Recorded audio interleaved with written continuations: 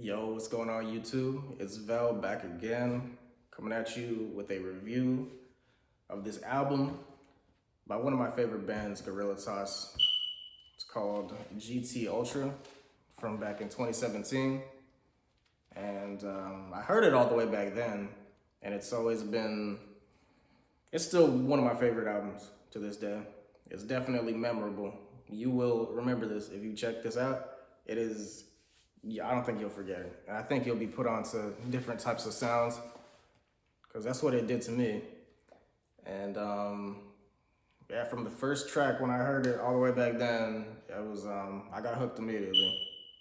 So yeah, Gorilla Toss, they're a band from New York. You know, they make this abstract, like a lot of abstract psychedelic music. Like, you know, most of it is fast-paced, kind of random. The lyrics can be random.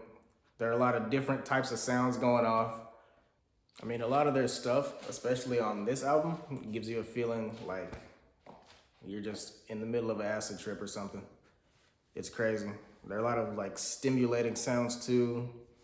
A lot of digital sounding sounds. It's crazy. And it sounds like a mishmash, but they execute it very well. They know what they're doing. That's what they're going for, and it works. And it definitely worked on this one.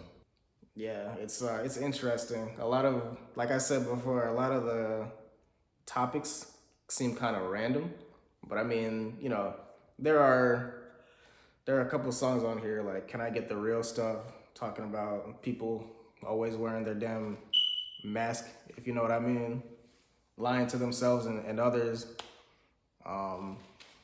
The first song, which is my second favorite song, Betty Dreams of Green Men, is, to me, I mean, it can be interpreted like maybe 5 different ways, but to me, it sounds like this lady has Stockholm Syndrome after she got abducted by aliens and they let her go. It's just crazy. Then there's Crystal Run, my favorite song on here. It's actually, I was looking at the lyrics. I look at the lyrics of all these songs, man.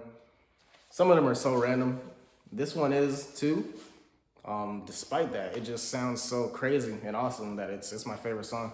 Like, it's not even really about anything for real. I can't decipher it. But man, it is fire. Like, the performances are insane on this album too. That's another thing. The drums, I like that. A little bit of hip hop influence, I feel like. A little bit. You know, the guitar on point. The singer is good at portraying this type of vibe too. And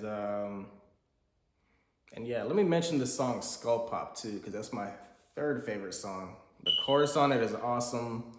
It has one of my favorite song structures on the whole album. It's definitely just fire. It's one of the longer songs too. It's 5 minutes. Since I didn't mention it before, this album is 8 tracks. It's about half an hour. And yeah, it's a quick, crazy ride. And you know, most of this album is extremely fast-paced and chaotic. But I feel like, you know, with the closer track, which is an awesome song in my opinion, it's called Dose Rate.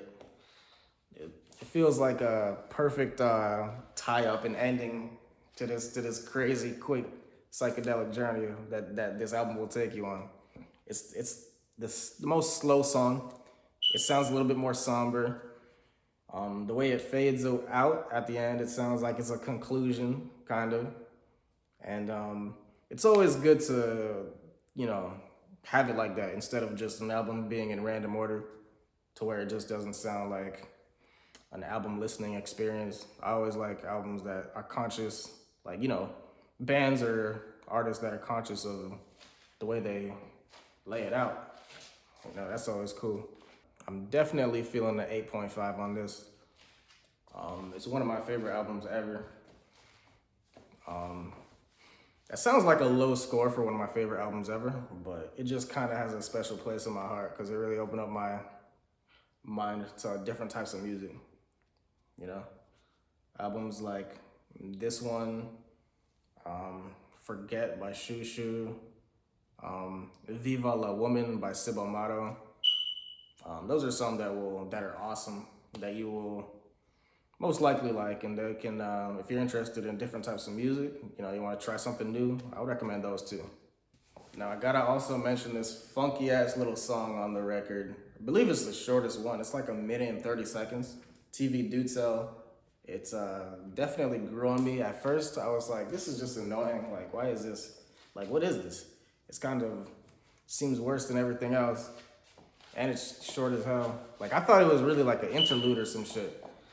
But yeah, like I said, it grew on me. It's actually, I like the drums. It's just a fun little song. And I actually wish it was maybe 2 minutes, 30 seconds, and, you know, a minute longer. That would have been cool. It's a good one. It's a good one. It's not one of my favorites or one of my least favorites, but it's a pretty good one. Now, one of my least favorites would be, I'll say, The String Game. This is the one with the like ominous opening sound. And it's not as energetic or psychedelic or interesting as the rest of the songs. And it just doesn't sound as good to me. It's not on quite the same level. Like, it's still a pretty good song, but it stands out as being damn near the worst on this album. To my other least favorite song is Dog in the Mirror. It's just kind of, it's one of the longest ones. It might be the longest one. I think it's 5 minutes also in this half-an-hour long album. And it is just tedious, man. I don't get it, you know? Like, the chaos doesn't really make for, like, it's not a positive on this song as much as it is the other one. Because it just doesn't sound as good to me. It's longer, it's tedious, it's a little bit more annoying to listen to. The performance, the vocal performance is probably my least favorite on the album. Yeah, it's not horrible, but it just stands out amongst everything else. But yeah, though, GT Ultra, one of my favorites, one of my all-time favorites. I had to review it. I listen to mainly rap and rock, so reviewing something like this, it's pretty fun. It's something different for me. And, you know, music fans out there, if you're just a music fan in general, go listen to this shit. Just go do it and thank me later, because it's awesome. Gorilla Toss, they, after this, they had an album called Twisted Crystal 2. They had Famously Alive not too long ago. You know, they're active. They're doing their thing still. You can tell they don't give a fuck what anybody thinks. They just do their own shit, and it works. And it ends up being fire. They're not that popular, but I feel like if more people knew about them, like, because everybody who does know about them, they really like them. Kind of like MF Doom. I might be rambling now, so I'm gonna just say, I love this album. Peace.